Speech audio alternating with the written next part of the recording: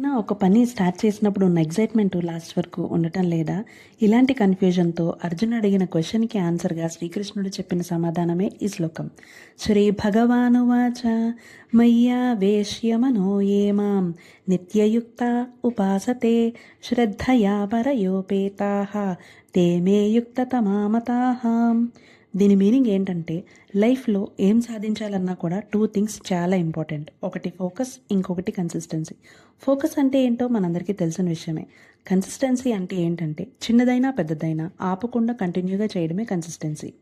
Example ఏంటంటే, ఏ పని కూడా బ్రేక్ తీసుకోకూడదు, పాజ్ తీసుకోవాలి. బ్రేక్ తీసుకుంటే మళ్ళీ ఆ పని కంటిన్యూ అవ్వడం కష్టం.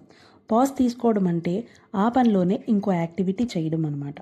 మీరు కానీ మీ పిల్లలు కానీ ఇలాంటి లైఫ్ లెసన్స్ నేర్చుకోవాలంటే నాకు DM చేయండి.